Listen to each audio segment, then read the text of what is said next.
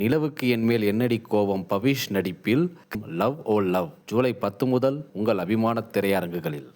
கொன்றால் பாவம் இயக்கிய தயால் பத்மநாபன் இயக்கத்தில் தர்புகா சிவா இசையில் 8 தோட்டாக்கள் வெற்றி மற்றும் ரங்கராஜ் பாண்டே நடிக்கும் லக்ஷ்மிகாந்தன் கொலை வழக்கு ஜூலை 10 முதல் உலகமெங்கும். தம்பி எதுவும் நினச்சிக்காதீங்க. நம்ம வீட்டில் கொஞ்சம் கரண்ட் ப்ராப்ளம், அப்பப்போ போயிடும், ஆனால் உடனே வந்துடும்.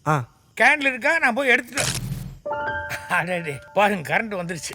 ஆமாம் சார்.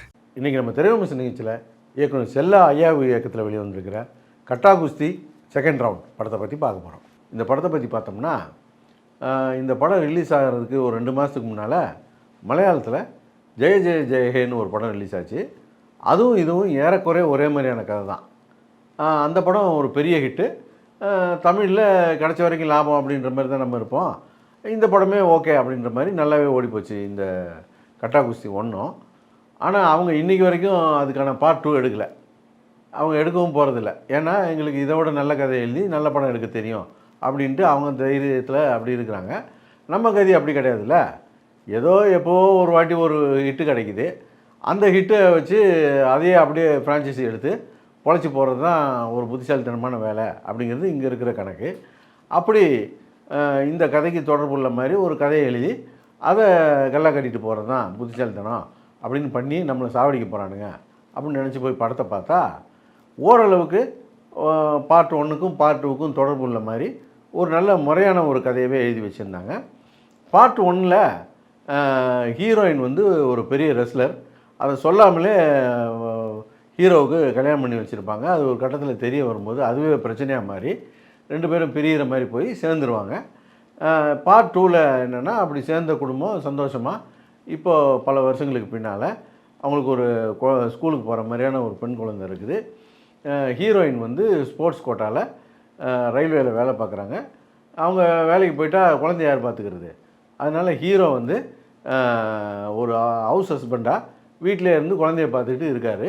அதனாலே ஹீரோவை கிண்டலும் கேலியுமா பண்ணுறாங்க ஊருக்குள்ளே. ஆனால் அவர் அதை பற்றிலாம் கவலைப்படல.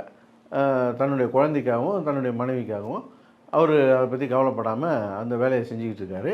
இவங்களுக்குள்ளே எந்த ஒரு ஈகோ கிளாஷும் கிடையாது. ஆனால் சூழ்நிலை சந்தர்ப்பம் காரணமாக இவங்களுக்குள்ளே கிளாஷ் வர ஆரம்பிச்சிச்சு. இப்போது 2 பேரும் பிரிய வேண்டிய சூழ்நிலை வருது. அதுக்கப்புறம் என்னாச்சு அப்படின்னா இந்த படத்துடைய கதை.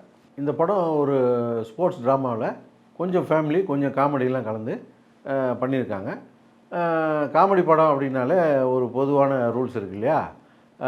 லாஜிக்கெலாம் எதிர்பார்க்கக்கூடாது. மூளையை கட்டி பார்க்கிங்லேயே வச்சுட்டு போயிடணும். அப்படி தான் நம்மளும் தயார் நிலையில் போனோம். இந்த கதையில் ஓரளவுக்கு கதைன்னு ஒன்று இருந்துச்சு. அதுக்கான திரைக்கதையும் பண்ணியிருந்தாங்க. படம் முழுக்க நிறைய நல்ல சீன்களும் இருந்தது. ஆனால் அந்த நல்ல சீன்கள்லாம் ரொம்ப நல்ல சீனாக பண்ணாமல் விட்டாங்க அப்படிங்கிறது தான் ஒரு வருத்தமாக இருந்தது. குறிப்பாக சொல்லப்போனால் குழந்தைய கூப்பிட்டு ஸ்கூலில் வார்ன் பண்ணிக்கிட்டு இருப்பாங்க. யாரையும் அடிக்கக்கூடாது அதுன்னு சொல்லிட்டு வார்ன் பண்ணிக்கிட்டு இருக்கும்போது அந்த நேரத்தில் ரவுடி பசங்க ஸ்கூலுக்குள்ளே பூந்து டீச்சரை வம்பு வளர்க்க ஆரம்பிச்சிருவானுங்க. இந்த நேரத்தில் படம் பார்த்துக்கிட்டு இருக்க ஆடியன்ஸு ஹீரோவை போய் நீ அடி அப்படின்னு சொல்கிற அளவுக்கு வெயிட் பண்ணணும். ஆடியன்ஸு எதிர்பார்க்கும்போது போய் ஹீரோ அடித்தா நல்லாயிருக்கும். அங்கே நடக்கிற பிரச்சனைக்கு டக்குன்னு உள்ளே பூந்து ஹீரோ அடிச்சிடுறாரு. அடிச்சுட்டு வந்துடுறாரு. ஹீரோ ஸ்கோர் பண்ண வேண்டிய இடத்த மேம்போக்காக பண்ணி வச்சுருக்காங்க. இந்த மாதிரி பல சீன்களை மேம்போக்காகவே எடுத்து வச்சுருக்கிறாங்க. அவசர அவசரமாக வேறு எடுத்து வச்சுருக்கிறாங்க. இது போக படத்தில் நிறைய நல்ல சீன்கள் இருந்தது. இந்த டீச்சர் அம்மா கூட டான்ஸ் ஆடுற சீனு, அப்புறம் ஹீரோ வந்து குழந்தைகிட்ட ஒரு கதை சொல்கிற ஒரு சீனு, அப்புறம் கோர்ட்டில் ஹீரோ வந்து ஆம்பளைங்களுடைய பிரச்சனை சொல்கிற சீனு, அப்புறம் ரம்யா கிருஷ்ணன் வந்து ஆம்பளைங்களுக்கு டைவர்ஸ் கொடுத்தா அவன் ஓடி போய் எவ்வளோ கல்யாணம் பண்ணி செட்டில் ஆகிடுவான், சந்தோஷமாக இருப்பான், அவனை டைவர்ஸ் கொடுக்காம கூடையை வச்சுருந்து சாவடிக்கணும் அப்படின்னு சொல்கிற அந்த சீனு. அப்புறம் படம் நல்லா தான் போயிட்டு இருந்துச்சு. திடீர்னு பார்த்தா உள்ளே யோகி பாபு வந்துட்டார். இதோட முடிஞ்சுதுரா படம் அப்படின்னு நினைக்கும்போது அவர் கெடுக்கிறதுக்கெலாம் அவருக்கு வாய்ப்பு கொடுக்கல. அவர்கிட்டருந்து படம் தப்பிச்சு ஓரளவுக்கு எங்கேயோ ஆரம்பித்து எப்படியோ போய் ஒரு சரியான இடத்துல போய் முடிஞ்சிருச்சு. அந்த கடைசியிலலாம் அந்த ஹீரோயின் கூட போட்டி போட்ட அந்த பொண்ணே வந்து ஒரு ஃபினிஷிங் கொடுத்ததில் இந்த படத்துக்கு ஏற்ற சரியான ஒரு ஃபினிஷிங்காக இருந்தது. கட்டா குஸ்தி 1 பார்த்தீங்கன்னா அதில் கதையை பெருசாக நம்மளால் யூகிக்க முடியாது. ஆனால் பார்ட் 2ல் கதையில் அடுத்தடுத்து இதுதான் நடக்க போகுது அப்படிங்கிறத நம்மளால் ஓரளவுக்கு யூகிக்க முடியும். ஆனால் 1 விட இதில் வந்து நிறைய எமோஷனல் சீன்லாம் வச்சுருக்காங்க.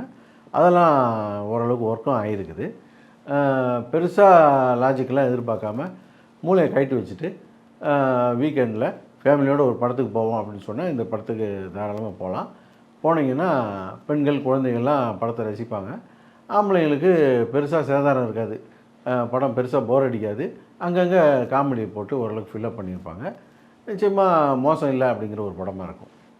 தம்பி எதுவும் நினச்சிக்காதீங்க. நம்ம வீட்டில் கொஞ்சம் கரண்ட் ப்ராப்ளம். அப்பப்போ போயிடும், ஆனால் உடனே வந்துடும். கேண்டில் இருக்கா, நான் போய் எடுத்துட்டு. அடே பாருங்க, கரண்ட் வந்துருச்சு. ஆமாம் சார். கொன்றால் பாவம் இயக்கிய தயால் பத்மநாபன் இயக்கத்தில் தர்புகா சிவா இசையில் 8 தோட்டாக்கள் வெற்றி மற்றும் ரங்கராஜ் பாண்டே நடிக்கும் லக்ஷ்மிகாந்தன் கொலை வழக்கு ஜூலை 10 முதல் உலகமெங்கும். நிலவுக்கு என்மேல் என்னடி கோவம் பவிஷ் நடிப்பில் கிரியேட்டிவ் என்டர்டைனர்ஸ் ஜி தனஞ்சயன் தயாரிக்கும் லவ் ஓ லவ் ஜூலை 10 முதல் உங்கள் அபிமான திரையரங்குகளில்.